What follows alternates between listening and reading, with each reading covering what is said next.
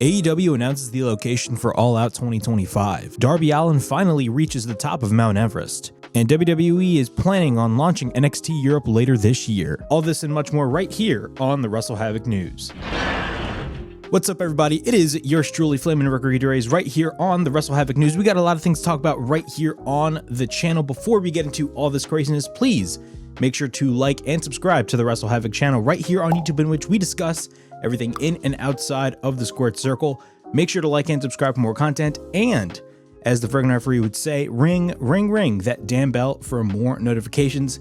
And without any further ado, let's get straight into the news. In our first story, we're going to be talking about AEW All Out. AEW has finally announced the location for All Out 2025, and from what it looks like, it's not going to be taking place in Chicago. Instead, it's going to be taking place in Toronto, Ontario, Canada, on Saturday, September 20th, 2025 at the Scotiabank Arena. Of course, this is the second time that AEW has had a pay-per-view at the Scotiabank Arena. The first time was 2 years ago at the second edition of Forbidden Door, which of course was main evented by Kazuchika Okada versus Bryan Danielson, and had that amazing match with Kenny Omega and Will Ospreay. Overall thoughts on AEW booking Toronto instead of Chicago for All Out? In my opinion, I think this is a great move on AEW's end, because one of my biggest criticisms of AEW is the fact that for shows like All Out, Double or Nothing, and to an extent All In, but of course All In is going to be in Texas instead of London this year, they always go to the same market for those shows. Double or Nothing was always in Las Vegas. All Out was always in Chicago. And eventually you're going to burn out that market. And we definitely saw that last year. But in my opinion, I think this is a great move on AEW's end. AEW should really go to different markets for all of these different shows. If they really want to expand more than they've already have, they got to stop going to all the same markets every single year. It kind of reminded me of WCW when they were in Starrcade for the last couple of years in Washington, D.C., or Halloween Havoc in Las Vegas, or the amount of times that WWE has ran Los Angeles for SummerSlam in a row. I mean, to me, it's a little bit overkill. You got to go to different markets, and in my opinion, Toronto is the perfect location for All Out 2025. In our second story, we're going to be talking about Darby Allin, and from what it looks like, Darby Allin has finally reached the top of Mount Everest and planted the AEW flag on the top of Mount Everest.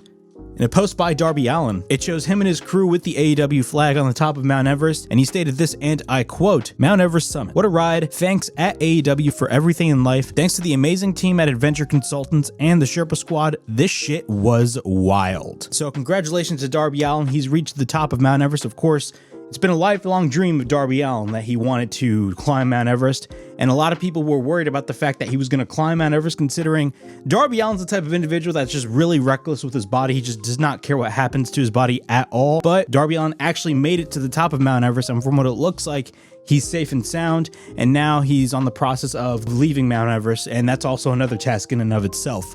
But, of course, it sparked a lot of speculation on social media as to whether or not Darby Allin is going to be the guy to beat Jon Moxley. Of course, we have this Sunday, Double or Nothing, we have the finals of the Owen Hart Cup tournament with Hangman Page and Will Ospreay. The winner of that will face Jon Moxley at Globe Life Field at All In this July. And a lot of people are wanting one of those two men to actually beat Jon Moxley for the title.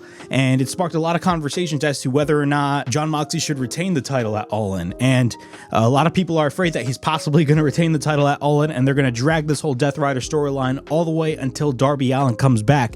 It's definitely a risk on AEW's end. There's many different possibilities, but honestly, the easy way out of this whole Death Rider crap is for Hangman Page to beat Jon Moxley, or Will Ospreay to beat Jon Moxley for the AEW World Championship. I understand Darby Allin. Because Darby Allin actually beating Jon Moxley makes sense. I don't care what anybody says, it actually does make sense. But at the same time, how long could people take of this Death Rider crap? Seriously, nobody, like, the problem with the angle was not the people involved. The problem with the angle was the fact that it was basically the same old heel shtick over and over again. There was nothing really different about the Death Riders, if you really think about it. Not only that, people grew tired of the Death Riders from the moment the angle started. So that's just my thoughts on it. Leave me your thoughts in the comments below. In our final story, we're going to be talking about NXT Europe. NXT Europe is reportedly set to launch this year. I'm reading this from Sports Illustrated's website.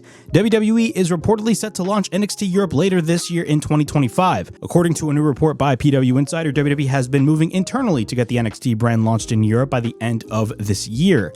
The report indicates that WWE has spent a lot of time and resources recruiting internationally, and that the opening of NXT Europe is a piece of that puzzle. The NXT Europe concept goes back to a global recruitment and development strategy that was constructed by Triple H years ago, But way before he took over the head of creative for WWE, the strategy called for multiple NXT properties to be set up around the world in key markets that would inevitably feed main roster, ready-made WWE talents. NXT Europe is an inevitability. I don't care what anybody says.